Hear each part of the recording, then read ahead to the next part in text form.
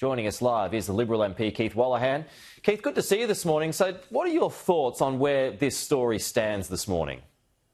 Well, this is one of those moments where we all need to zoom out from the election. And I saw the Foreign Minister, she couldn't resist herself to seek an attack on Peter Dutton. This is where we should put the national interest first. And this isn't just about Indonesia. This is about whether we actually have a defence force and a posture that is fit for purpose for the uncertain times that we're in. And we're in more uncertain times than we were even 6 months ago. So what Peter Dutton has said is that we need to take this seriously. And what I'm concerned about is that our defence force isn't ready for the times that we're in. And when you go back to, again, I'm going to get a little bit partisan, but when you go back to Labor's record when they were last in government, it was the greatest cuts to defence since World War II. We had GDP spending at 1.86%, which is record lows. So what I'm concerned about is that throughout this term, the Defence Minister, Richard Marles, has been rolled by the Foreign Minister when it comes to beefing up our defence force. So we need to take this seriously, and we need to recognise that we are in the most uncertain times that we have been for many decades, perhaps even since World War II. So, but just back on the point, though, that there is the chance, quite a good chance, I would have thought, with that BRICS membership that I spoke about, that Russia has asked Indonesia to start flying its planes from a base in Indonesia. Even though it hasn't been accepted, the fact that a request was made, are you troubled by that at all? Well, I am, because we all know, people who take this seriously know that this isn't done in phone calls and press releases. This is actually done in backhanded ways or in secure channels. And with all due respect to the Foreign Minister, either she knows that and isn't saying or doesn't know.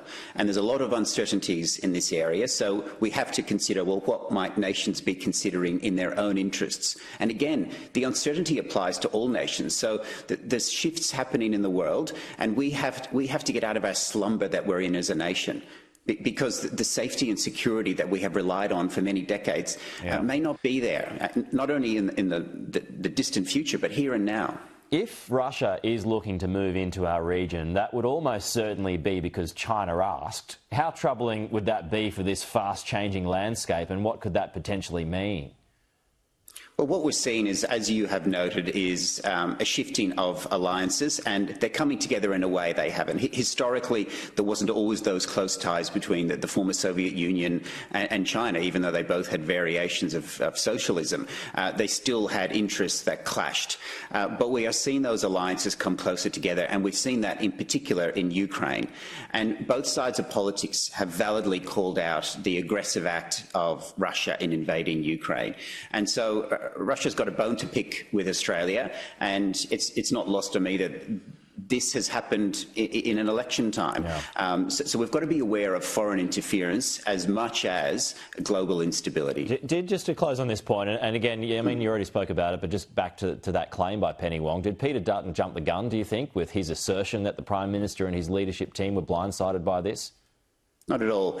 In private, in the party room and in public, Peter Dutton always puts the national interest first. I know that when he was Defence Minister, but now as leader of our party, that Peter is quite worried about our defence posture and our national security posture in these uncertain times. So I think he's making the valid point, which is that we need to wake up to the instability and insecurity in our region. I don't think this government takes that seriously. Peter Dutton does take this seriously. Keith, we'll leave it there. Good to chat. We'll talk to you soon.